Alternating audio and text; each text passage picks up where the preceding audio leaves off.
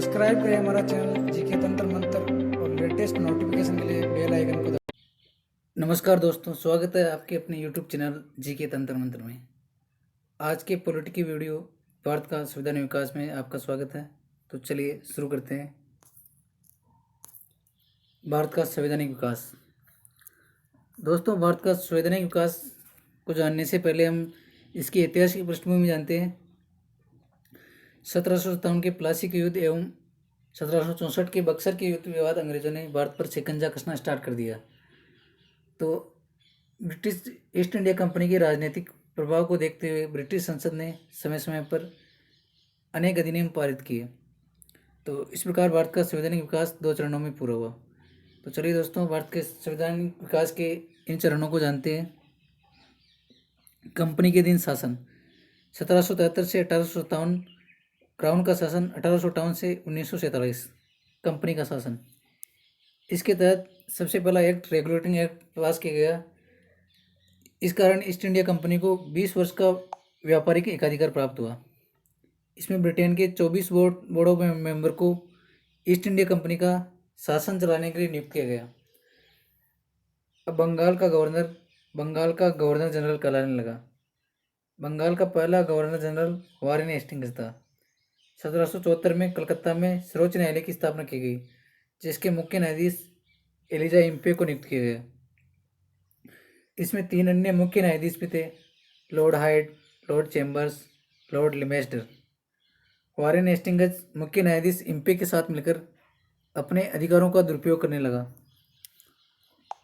इस कारण 3 लोगों ने इस पर कुशासन का आरोप लगाया।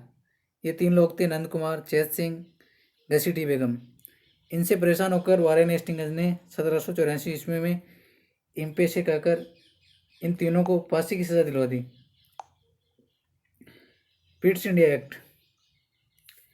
अधिकारों का दुरुपयोग होने के कारण ब्रिटेन की संसद ने एक और अधिनियम पारित किया, जिसे 1784 ईस्वी का पिट्स इंडिया एक्ट कहा गया। इसमें 6 सदस्यीय board, A board of controller. इस बोर्ड के पास बंगाल के गवर्नर जनरल के द्वारा लिए गए फैसलों को रद्द करने का अधिकार प्राप्त था। इसके बाद कंपनी से व्यापार एवं प्रशासन को अलग किया। कार्यपालिका एवं न्यायपालिका को अलग कर दिया गया और दोनों एक दूसरे के कार्यों में हस्तक्षेप नहीं करेंगे। 1793 का चार्टर लेक या 1793 ईस्वी का charter act east India company के व्यापारिक एकाधिकार को 20 वर्षों के लिए बढ़ा दिया गया।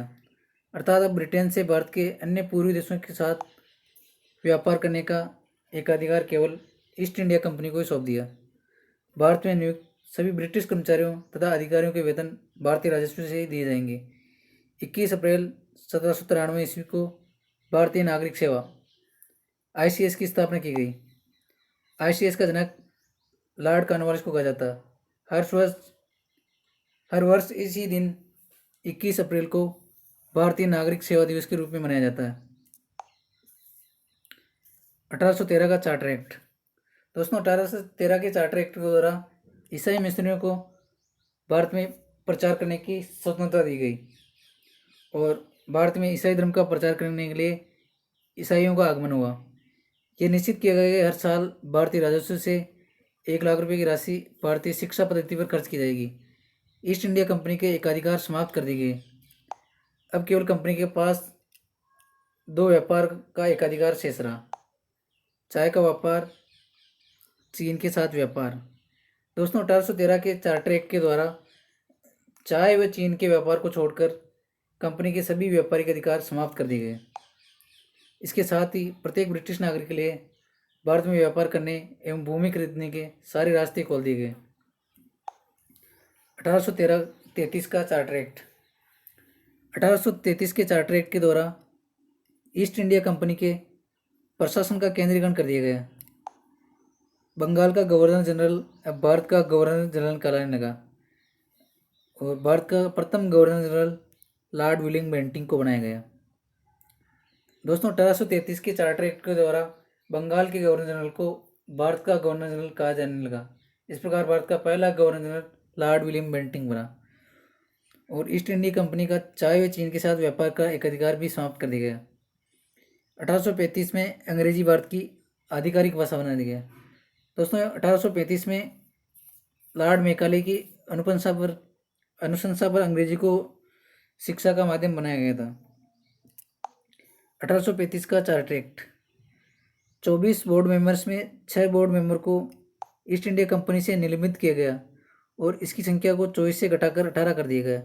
1853 से ही ICS परीक्षा लिखित परीक्षा भारत के गवर्नर जनरल लॉर्ड डलहौजी द्वारा शुरुआत की गई। 1853 में लॉर्ड डलहौजी के कार्यकाल में ही भारतीय सिविल सेवा की लिखित परीक्षा का आयोजन किया गया। अंग्रेज नहीं चाहते थे कि भारतीय ICS परीक्षा में बैठे, इसलिए 1853 से 1922 तक यह परीक्षा लंदन में आयोजित की जाती थी तथा 1923 से ICS परीक्षा भारत में आयोजित की जाने लगी। ICS की परीक्षा उत्तीर्ण करने वाला प्रथम भारतीय सुरेंद्र नाथ बनर्जी थे और प्रथम ICS अफसर सत्येंद्र नाथ टैगोर थे। क्राउन का शासन। दोस्तों क्राउन का शासन 1857 की क्रांति के बाद लागू हुआ, जो 1947 ईस्वी तक चला। महारानी विक्टोरिया को भारत की साम्राज्ञी घोषित किया गया। ईस्ट इंडिया कंपनी को बंद कर दिया गया। सभी बोर्ड ऑफ डायरेक्टर को निलंबित कर दिया गया। एक नए पद भारत सचिव की स्थापना की गई। भारत का गवर्नर जनरल भारत का वायसराय कहलाने लगा।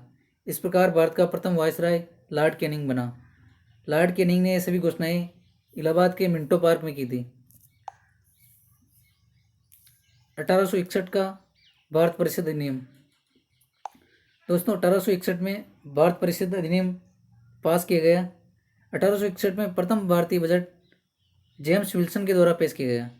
विश्व का प्रथम बजट 1773 ईस्वी में ब्रिटेन की संसद में रॉबर्ट वॉलपोल के द्वारा पेश किया गया। 1860 के बजट के तहत भारत में आयकर की शुरुआत हुई और ये निर्धारित किया गया कि जिस व्यक्ति की वार्षिक आय 500 रुपये या इससे अधिक है उस व्यक्ति को आयकर देना होगा। लॉर्ड कैनिंग को ही भारत में आयकर का जनक कहा जाता है। 1861 में IPC यानी भारतीय दंड संहिता की शुरुआत हुई। दोस्तों IPC की शुरुआत लॉर्ड कैनिंग के समय हुई थी। 1861 में भारत के वायसराय को अध्यादेश जारी करने की शक्ति मिली। और दोस्तों राष्ट्रपति के अध्यादेश के बारे में जानते हैं। यदि संसद में कोई सत्र न चल रहा हो या आपात रूप में किसी कानून की आवश्यकता हो तो भारत के राष्ट्रपति आर्टिकल 123 के तहत और राज्यपाल 213 के तहत एक अध्यादेश पास कर सकते हैं। ये अध्यादेश तुरंत प्रभाव से कानून की तरह लागू हो जाता है। 1862 में भारत में 3 उच्च न्यायालय कलकत्ता, मद्रास और बॉम्बे हाई कोर्ट की स्थापना की गई। 1862 में पोर्टफोलियो आयोग के तहत लॉर्ड कैनिंग ने भारत में विभागीकरण किया। इन्हें विभागीकरण का जनक कहा जाता है। दोस्तों लॉर्ड कैनिंग को ही भारत में विभागीकरण का जनक कहा जाता है। भारत का वायसरॉय। भारत का वायसरॉय 1884 से 1885 तक लॉर्ड डफरिन बना और 1885 में AOM द्वारा कांग्रेस की स्थापना की गई। कांग्रेस शब्द USA से लिया गया जिसका अर्थ है शिक्षित लोगों का समूह। दोस्तों लॉर्ड डफरिन के टाइम ही भारतीय राष्ट्रीय कांग्रेस की स्थापना की गई थी और कांग्रेस का पहला अधिवेशन बॉम्बे के गोकुलदास तेजपाल संस्कृत कॉलेज में हुआ जिसमें 72 सदस्यों ने भाग लिया। कांग्रेस के पहले अध्यक्ष VC बनर्जी। दोस्तों VC बनर्जी को वेमर चंद्र बनर्जी के नाम से जाना जाता है। 1892 में कांग्रेस में 2 शब्द इंडियन नेशनल दादा भाई नौरोजी द्वारा जोड़े गए। INC इंडियन नेशनल कांग्रेस का निर्माण हुआ। 1892 का भारत परिषद अधिनियम। इस अधिनियम के तहत भारत में पहली बार निर्वाचन शब्द का इस्तेमाल किया गया। भारतीयों को पहली बार बजट पर बहस करने का अधिकार प्राप्त हुआ। उन्हें बजट पर वोट देने का अधिकार प्राप्त नहीं हुआ। भारत का नया वायसरॉय लॉर्ड कर्जन 1899 से 1905 ईस्वी में बनकर आया। कर्जन भारत का अप्रिय वायसरॉय कहलाया क्योंकि इसी के द्वारा 1905 में बंगाल का विभाजन किया गया। 1906 में आगा खां के द्वारा ढाका में मुस्लिम लीग की स्थापना हुई और 1907 के सूरत अधिवेशन में कांग्रेस 2 दलों में विभाजन हो गया, गरम दल और नरम दल, जिसकी अध्यक्षता रासबिहारी घोष के द्वारा की गई। 1909 का मोर्ले मिंटो सुधार या मोर्ले मिंटो रिफॉर्म। इसके तहत भारतीय मुसलमानों को एक पृथक निर्वाचक मंडल दिया गया तथा उन्हें मतदान के लिए एक विशेष अधिकार दिए गए।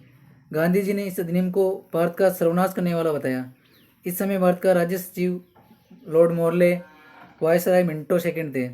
दोस्तों 1909 के मॉर्ले मिंटो सुधार के द्वारा भारत में सांप्रदायिक निर्वाचन प्रणाली की शुरुआत की गई और 1919 के अधिनियम के द्वारा इस सांप्रदायिक निर्वाचन प्रणाली का और भी विस्तार किया गया। 1919 का मॉन्टेग्यू चेम्सफोर्ड सुधार, इसके तहत प्रांतों में द्वैत शासन लगाया गया। ब्रिटिश कर्मचारियों तथा अफसरों को पुनः वेतन ब्रिटेन से ही दिए जाने लगे। भारत में निर्वाचन पद्धति को लागू किया गया। 1928 में साइमन कमीशन का आगमन हुआ जिसमें कुल 7 सदस्य थे। लाहौर तथा पूरे भारत में साइमन कमीशन वापस जाओ, साइमन कमीशन गो बैक के नारे लगे। इस कमीशन का पुरजोर विरोध हुआ। इस विरोध को रोकने के लिए लाहौर में अंग्रेजों के लेफ्टिनेंट स्कॉट के द्वारा लाठीचार्ज किया गया जिसमें पंजाब के स्त्री लाला लाजपत राय की मृत्यु हो गई। दोस्तों लाला लाजपत राय को लेफ्टिनेंट स्कॉट के द्वारा लाठियों से पीटने के कारण उनकी मृत्यु हो गई, जबकि कुछ लोग ऐसे थे जो साइमन कमीशन का स्वागत कर रहे थे। दोस्तों साइमन कमीशन का स्वागत करने वाले लोगों में doctor B R Ambedkar, Mohammad Shafi of Muslim League, Unionist party आदि थे। 1928 में भारत का राज्य सचिव लॉर्ड बर्कनहेड थे। यही बर्कन साइमन कमीशन के संबंध में उस समय के कांग्रेस अध्यक्ष श्री मोतीलाल नेहरू के पास पहुंचे। तब मोतीलाल नेहरू ने बर्कन से स्वराज्य की मांग की थी। 1928 में एक सर्वदलीय बैठक बुलाई गई जिसमें मोतीलाल नेहरू रिपोर्ट पेश की। केवल मोहम्मद अली जिन्ना इस रिपोर्ट पर हस्ताक्षर नहीं किए। नेहरू रिपोर्ट को भारतीय संविधान का ब्लूप्रिंट कहा जाता। दोस्तों भारतीय संविधान का ब्लूप्रिंट मोतीलाल नेहरू द्वारा प्रदर्शित नेहरू रिपोर्ट को कहा जाता है। तब मोतीलाल नेहरू ने भारत को एक डोमिनियन राज्य का दर्जा दिया। एक बार फिर कांग्रेस का विभाजन 2 गुटों में हो गया। पुरानी कांग्रेस के अध्यक्ष थे मोतीलाल नेहरू और अखिल भारतीय युवा कांग्रेस के अध्यक्ष थे पंडित जवाहरलाल नेहरू। 1929 के कांग्रेस के लाहौर अधिवेशन में पंडित जवाहरलाल नेहरू ने रावी नदी के तट पर पूर्ण स्वराज्य की मांग की और उस अधिवेशन के अध्यक्ष पंडित जवाहरलाल नेहरू थे। 26 जनवरी 1930 को कांग्रेस में पहली बार पूर्ण स्वराज्य दिवस मनाया गया। दोस्तों 26 जनवरी 1930 के इसी महत्व को देखते हुए 26 जनवरी 1950 को भारत का संविधान लागू किया गया और उसी दिन से ये संविधान दिवस के रूप में मनाया जाने लगा। 1931 में कांग्रेस का कराची अधिवेशन हुआ जिसमें कांग्रेस के द्वारा मौलिक अधिकारों की मांग की, जिसके अध्यक्ष भारत के लौह पुरुष सरदार पटेल थे। दोस्तों कांग्रेस के कराची अधिवेशन में सर्वप्रथम सरदार वल्लभ भाई पटेल ने मौलिक अधिकारों की मांग की थी। ब्रिटेन के तीनों गोलमेज सम्मेलनों में भाग लेने वाले प्रथम व्यक्ति डॉक्टर बी आर अम्बेडकर थे। गांधी जी ने द्वितीय गोलमेज सम्मेलन में भाग लिया था। 1935 का भारत शासन अधिनियम, प्रांतों में द्वैत शासन का अंत किया गया और जिसके स्थान पर केंद्र में द्वैत शासन लगाया गया। 1 अप्रैल 1935 को आरबीआई की स्थापना की गई। दोस्तों 1935 के एक्ट का प्रभाव भारत के संविधान पर सबसे ज़्यादा है, इसलिए भारत के संविधान का 70% 1935 के एक्ट के द्वारा लिया गया। 1935 में ही सुप्रीम कोर्ट को कलकत्ता से स्थानांतरित करके दिल्ली स्थानांतरित किया गया, जिसमें दिल्ली में एक संघीय न्यायालय की स्थापना हुई और 1937 से ही सुप्रीम कोर्ट कार्यरत है। 1937 में ही बर्मा को भारत से अलग किया गया। भारत में द्विसदनीय प्रशासन की व्यवस्था की गई जो आज लोकसभा और राज्यसभा के रूप में कार्यरत है। राज्य सचिव का पद समाप्त कर दिया गया। भारत की संविधान सभा 1940 में अंग्रेजों द्वारा अगस्त प्रस्ताव भेजा गया, जो अंग्रेजों द्वारा भारत की संविधान सभा की मांग को पूरा करने वाला पहला प्रस्ताव था। इसी प्रस्ताव को पंडित जवाहरलाल नेहरू ने दरवाजे पर जंग लगी कील कहा। दोस्तों अगस्त प्रस्ताव को जवाहरलाल नेहरू ने दरवाजे पर लगी जंग कील कहा था। इसी प्रस्ताव को ठुकरा दिया गया। इसके खिलाफ 1940 में व्यक्तिगत सत्याग्रह का प्रस्ताव पारित किया गया, जिसके प्रस्तावक महात्मा गांधी थे। सबसे पहले व्यक्तिगत सत्याग्रह करने वाला व्यक्ति आचार्य विनोबा भावे थे, दूसरे पंडित जवाहरलाल नेहरू थे। 1942 में अंग्रेजों द्वारा एक और क्रिप्स मिशन का प्रस्ताव भेजा गया। गांधी जी ने इसे पोस्ट डेटेड चेक कहा, इसे भी ठुकरा दिया गया। 8 अगस्त 1942 को भारत छोड़ो आंदोलन की शुरुआत की गई, जिसे अगस्त क्रांति के रूप में जाना जाता है। इसी के दौरान गांधी जी ने करो एवं मरो का नारा दिया था। 1946 का कैबिनेट मिशन योजना। दोस्तों, कैबिनेट मिशन योजना के आधार पर भारत का संविधान निर्माण की प्रक्रिया शुरू हुई। ये मिशन योजना क्रिप्स अलेक्जेंडर पैथिक लॉरेंस की अध्यक्षता में भेजा गया। इसी के तहत 1 जुलाई 1946 को संविधान सभा के प्रथम निर्वाचन हुए। संविधान सभा में कुल 389 सदस्य थे। इनमें से 292 ब्रिटिश प्रांतों से, 93 देशी रियासतों से, 4 ब्रिटिश कमिश्नरी क्षेत्रों या ब्रिटिश प्रांतों से थे, 4 कमिश्नरी क्षेत्रों से। इस प्रकार कैबिनेट मिशन के अंदर भारत के संविधान निर्माण की प्रक्रिया शुरू हुई और भारतीय संविधान में 292 ब्रिटिश प्रांतों, 93 देशी रियासतों और 4 ब्रिटिश कमिश्नरी क्षेत्रों से लिए गए। निर्वाचन केवल 294 पदों पर हुए और 93 सीटों पर नॉमिनेशन हुए। उनमें से 208 पर कांग्रेस को पूर्ण बहुमत हासिल हुआ और 73 पर मुस्लिम लीग को और 15 अन्य खातों में गए। 2 सितंबर 1946 को भारत की इंडियन नेशनल कांग्रेस की प्रथम अंतरिम सरकार का गठन हुआ। इस समय भारत का वायसरॉय लॉर्ड वेवेल था। लॉर्ड वेवेल ने 1944 से 1947 ईस्वी तक शासन किया था। इसके तहत अंतरिम सरकार के मंत्रिमंडल का गठन हुआ। दोस्तों, भारत की अंतरिम सरकार को देखते हैं। प्रधानमंत्री एवं विदेश मंत्री। दोस्तों, अंतरिम सरकार में प्रधानमंत्री जवाहरलाल नेहरू एवं विदेश मंत्री जवाहरलाल नेहरू बनाए गए। खाद्य एवं कृषि मंत्री डॉक्टर राजेंद्र प्रसाद। रक्षा मंत्री सरदार बलदेव सिंह। गृह एवं सूचना प्रसारण मंत्री सरदार वल्लभ भाई पटेल और सी राजगोपालाचारी। रेलवे आसफ अली को मिला। उद्योग एवं नागरिक आपूर्ति जॉन मताई और भारत चंद्र बोस। श्रम मंत्री जगजीवन राम, बाबत अहमद खां। बंदरगाह एवं खान CH बाबा। मुस्लिम लीग के सदस्य। विधि एवं कानून मंत्री जोगेंद्र नाथ मंडल। स्वास्थ्य मंत्री गजेंद्र अली खां। वित्त मंत्री लियाकत अली खां। वाणिज्य II चुंदरीगर। संचार अब्दुल रब निस्तार। इस प्रकार दोस्तों भारत की अंतरिम सरकार का गठन हुआ। अब देखते हैं भारत की संविधान सभा। दोस्तों, भारत की संविधान सभा की पहली बैठक 9 दिसंबर 1946 को हुई और संविधान सभा के अस्थायी अध्यक्ष डॉक्टर सच्चिदानंद सिन्हा को बनाया गया। इसके लिए फ्रेंच मॉडल का इस्तेमाल किया गया। दूसरी बैठक दोस्तों दूसरी बैठक इसके 2 दिन बाद 11 दिसंबर 1946 को हुई, जिसके अस्थायी अध्यक्ष डॉक्टर राजेंद्र प्रसाद को बनाया गया और इसके उपाध्यक्ष थे SC मुखर्जी या डॉक्टर हरीश मुखर्जी और संवैधानिक सलाहकार थे BN राव। तीसरी बैठक 13 दिसंबर 1946 को हुई, जिसमें पंडित जवाहरलाल नेहरू ने भारतीय संविधान की उद्देशिका पेश की।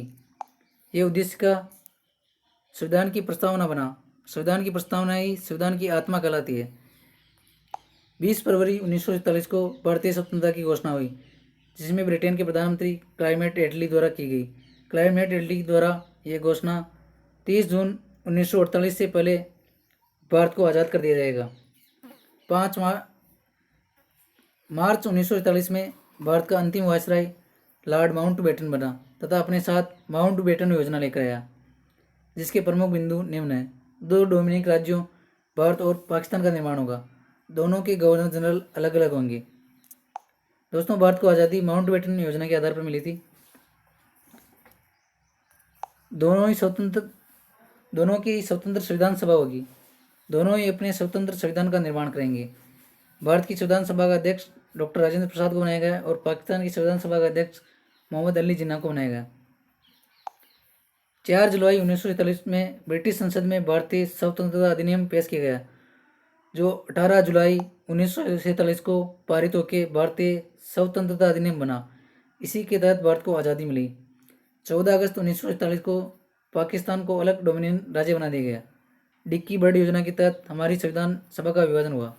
कुल संख्या 300 निवासी, भारतीय संविधान सभा में 299 और पाकिस्तान संविधान में 90। दोस्तों, भारत की संविधान सभा में 389 में से 299 भारत की संविधान सभा में और 90 पाकिस्तान की संविधान सभा में। पाकिस्तान के प्रथम प्रधानमंत्री लियाकत अली खां 29 अगस्त 1947 को हमारी संविधान सभा के द्वारा संविधान का ड्राफ्ट तैयार करने के लिए भारतीय संविधान की प्रारूप समिति बनाई गई, जिसमें कुल 7 सदस्य थे। इन 7 सदस्यों में से एक को अध्यक्ष बनाया गया और इन ड्राफ्टिंग कमेटी का अध्यक्ष डॉक्टर भीमराव अम्बेडकर को बनाया गया। दोस्तों, डॉक्टर BR अम्बेडकर को भारतीय संविधान का जनक कहा जाता है। अन्य 6 सदस्य थे DP खेतान। दोस्तों, DP खेतान की मृत्यु हो जाने के कारण TT कृष्णामाचारी को उसके स्थान पर सदस्य बनाया गया, BL मित्रो। दोस्तों, BL मित्रो ने रिजाइन दे देने के कारण एन माधवराव को उसकी जगह सदस्य बनाया गया। KM मुंशी, मोहम्मद सादुल्ला, गोपाल स्वामी अयंगर, कृष्णा स्वामी अयंगर। इस प्रकार दोस्तों ड्राफ्टिंग कमेटी के 7 सदस्य थे। संविधान सभा की प्रमुख समितियां। दोस्तों, संविधान सभा की प्रमुख समितियां निम्न है। प्रारूप समिति। प्रारूप समिति का अध्यक्ष डॉक्टर BR अम्बेडकर को बनाया गया। संघ शक्ति समिति। संघ शक्ति समिति का अध्यक्ष पंडित जवाहरलाल नेहरू को बनाया गया। संघ संविधान समिति जवाहरलाल नेहरू को बनाया गया। प्रांतीय संविधान समिति का अध्यक्ष सरदार वल्लभ भाई पटेल को बनाया गया। मूल अधिकार एवं सलाह समिति का अध्यक्ष सरदार वल्लभ भाई पटेल को बनाया गया। अल्पसंख्यकों की समिति का सरदार पटेल और नियम समिति का अध्यक्ष डॉक्टर राजेंद्र प्रसाद को बनाया गया। राज्य समिति का अध्यक्ष पंडित जवाहरलाल नेहरू को बनाया गया। राष्ट्रीय ध्वज समिति या झंडा समिति। दोस्तों, राष्ट्रीय ध्वज या झंडा समिति का अध्यक्ष डॉक्टर राजेंद्र प्रसाद को बनाया गया। राष्ट्रीय ध्वज समिति झंडा समिति का स्थायी अध्यक्ष JB कृपलानी को बनाया गया। दोस्तों, कुछ पुस्तकों में JB कृपलानी को अध्यक्ष बताया गया, जो कि गलत है। डॉक्टर राजेंद्र प्रसाद साहब का, क्योंकि अस्थायी अध्यक्ष बनाया गया था स्थायी JB कृपलानी।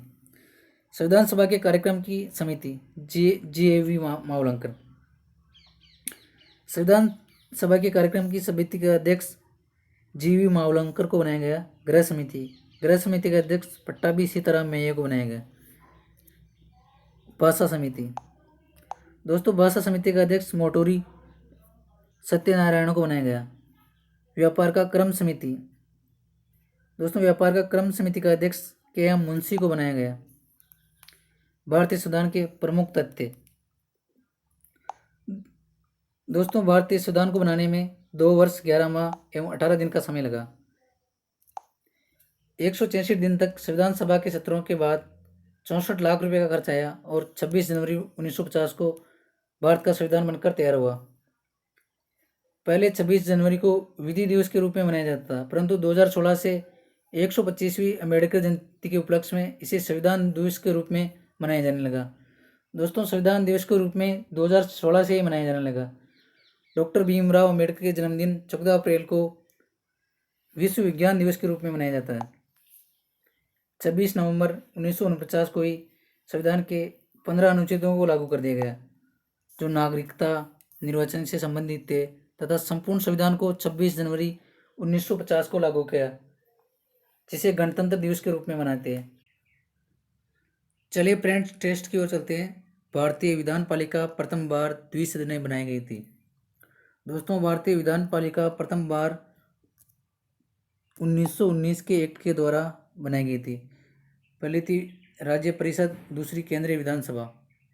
चलिए दोस्तों, नेक्स्ट क्वेश्चन की ओर चलते हैं। निम्नलिखित अधिनियम में से किस अधिनियम के फलस्वरूप बर्मा भारत से अलग हुआ? दोस्तों, 1935 के अधिनियम के द्वारा बर्मा को भारत से अलग कर दिया गया। तो इसका राइट आंसर ऑप्शन सी होगा। एक संघीय व्यवस्था और केंद्र में द्वैत शासन भारत में लागू किया गया था।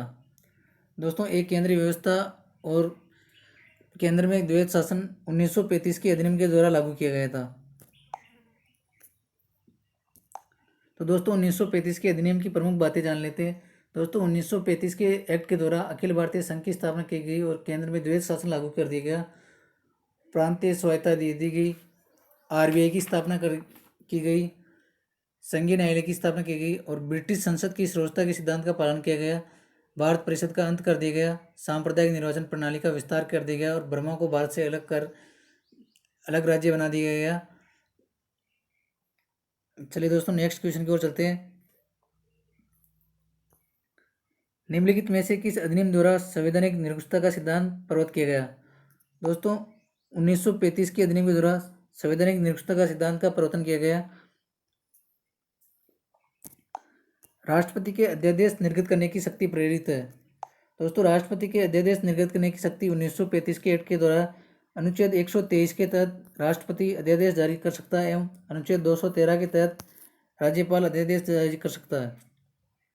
1935 का गवर्नमेंट ऑफ इंडिया एक्ट क्यों महत्वपूर्ण है? दोस्तों 1935 का गवर्नमेंट ऑफ इंडिया इसलिए महत्वपूर्ण है क्योंकि ये भारतीय संविधान का प्रमुख स्रोत है। चलिए दोस्तों नेक्स्ट क्वेश्चन की ओर चलते हैं। किस अधिनियम ने भारतवासियों को अपने देश के प्रशासन में कुछ हिस्सा लेना संभव बनाया? दोस्तों 1833 के चार्टर एक्ट के द्वारा भारतीयों को अपने देश के प्रशासन में कुछ हिस्सा लेना संभव बनाया, क्योंकि दोस्तों इस एक्ट में ये प्रावधान किया गया था किसी भी भारतीय को लिंग, वंश, धर्म एवं रंग के आधार पर कंपनी के प्रशासन में हिस्सा लेने से नहीं रोका जाएगा, चाहे वो भारतीय क्षेत्र हो या ब्रिटिश प्रांत हो। ब्रिटिश भारत में सांप्रदायिक प्रतिनिधित्व की व्यवस्था निम्नलिखित में से किस अधिनियम के द्वारा की गई? दोस्तों 1909 के मोर्लेमेंटो सुधार के द्वारा ब्रिटिश भारत में सांप्रदायिक प्रतिनिधित्व की व्यवस्था की गई, जिसे मोर्लेमेंटो सुधार के नाम से जाना जाता है। निम्नलिखित में से किस अधिनियम के अंतर्गत भारतीय विधान परिषद को बजट पर बहस करने की शक्ति प्राप्त हुई? दोस्तों 1892 के अधिनियम के द्वारा भारतीयों को बजट पर बहस करने की शक्ति प्राप्त हुई। केंद्र में द्वैध शासन किस अधिनियम के अंतर्गत स्थापित किया गया? दोस्तों 1935 के अधिनियम के द्वारा केंद्र में द्वैध शासन स्थापित किया गया। भारत का संघीय न्यायालय निम्नलिखित में से किस वर्ष स्थापित किया गया? दोस्तों भारत का संघीय न्यायालय 1935 के एक्ट के द्वारा बनाया गया और ये 1937 से कार्य करना प्रारंभ किया। इस प्रकार इसका राइट आंसर होगा ऑप्शन नंबर बी 1937। निम्नलिखित में से किस एक अधिनियम के द्वारा भारत में संघीय न्यायालय की व्यवस्था की गई? दोस्तों 1935 के अधिनियम के द्वारा भारत में संघीय न्यायालय की व्यवस्था की गई और ये 1937 से कार्य करना प्रारंभ कर दिया। तो दोस्तों इस क्वेश्चन का राइट आंसर होगा ऑप्शन डी उपयुक्त में से कोई नहीं। भारत के संविधान में केंद्र और राज्यों के बीच किया गया शक्तियों का विभाजन इनमें से किस अधिनियम की उल्लेखित योजना पर आधारित है? दोस्तों 1935 के एक्ट द्वारा केंद्र और राज्यों में शक्तियों का बंटवारा कर दिया गया। निम्न में से एक भारत सरकार अधिनियम 1935 की मुख्य विशेषताओं में से नहीं थी। तो दोस्तों इसमें 1935 एक्ट की मुख्य विशेषताओं में शामिल नहीं है, उसको अलग करना। इस अधिनियम में अखिल भारतीय संघ का प्रावधान था। दोस्तों ये राइट होगा। अवशिष्ट विषय प्रांतीय विधायकों को आवंटित कर दिए गए। दोस्तों ये गलत होगा। अवशिष्ट विषय गवर्नर जनरल को सौंपे गए थे। ये प्रांतीय सभ्यता के सूत्रपात का संकेत था, ये सही है। इसने प्रांतीय स्तर पर द्वैध शासन प्रणाली को समाप्त कर केंद्र में लागू कर दिया, ये भी सही है। तो दोस्तों इसका राइट आंसर होगा ऑप्शन नंबर बी, क्योंकि अवशिष्ट विषय प्रांतीय विधायकों को आवंटित नहीं किए गए, वह गवर्नर जनरल को सौंपे गए थे। दोस्तों नेक्स्ट क्वेश्चन को चलते हैं। किस अधिनियम के द्वारा भारत में ईसाई मिशनरियों को धर्म प्रचार की स्वतंत्रता दी गई? दोस्तों 1813 के चार्टर एक्ट के द्वारा ईसाई मिशनरियों को धर्म के प्रचार की स्वतंत्रता दी गई। साथ ही चाय व चीन के साथ व्यापार को छोड़कर भी अन्य व्यापार पर प्रतिबंध लगा दिया गया था। नेक्स्ट क्वेश्चन को चलते हैं। किस अधिनियम के द्वारा भारत में ब्रिटिश ताज का शासन स्थापित किया गया? दोस्तों 1858 के एक्ट के द्वारा भारत में ब्रिटिश ताज का शासन स्थापित किया गया। किस अधिनियम को मोर्लेमेंटो सुधार के नाम से जाना जाता है? दोस्तों 1909 के एक्ट को मोर्लेमेंटो सुधार के नाम से जाना जाता है, क्योंकि उस समय इंग्लैंड में भारत के सचिव मोर्ले और वायसराय मिंटो थे। तो इस प्रकार इसका राइट आंसर होगा option number C 1909। Next question की ओर चलते हैं। किस अधिनियम के द्वारा ब्रिटिश संसद ने चाय व चीन के साथ व्यापार को छोड़कर ईस्ट इंडिया कंपनी के साथ व्यापारिक एकाधिकार को समाप्त कर दिया गया? दोस्तों 1813 के चार्टर एक्ट के द्वारा चाय व चीन के साथ व्यापार को छोड़कर ईस्ट इंडिया कंपनी के साथ भारत के व्यापारिक एकाधिकार को समाप्त कर दिया। साथ ही ईसाई मिशनरियों को प्रचार के लिए स्वतंत्रता दे दी गई। निम्नलिखित में से किस अधिनियम में कलकत्ता में सर्वोच्च न्यायालय की स्थापना का प्रावधान किया गया? दोस्तों, कलकत्ता में सर्वोच्च न्यायालय की स्थापना का प्रावधान रेगुलेटिंग एक्ट 1773 के द्वारा किया गया। नेक्स्ट क्वेश्चन की ओर चलते हैं। केंद्र में कौन सा एक्ट द्विसदनीय विधेयक लाया? दोस्तों, 1919 का एक्ट केंद्र में द्विसदनीय विधेयक लाया, राज्य परिषद और केंद्रीय विधानसभा। दोस्तों, हमारा वीडियो अच्छा लगे तो इसको लाइक करें, शेयर करें, सब्सक्राइब करें। Thank you. जय हिंद।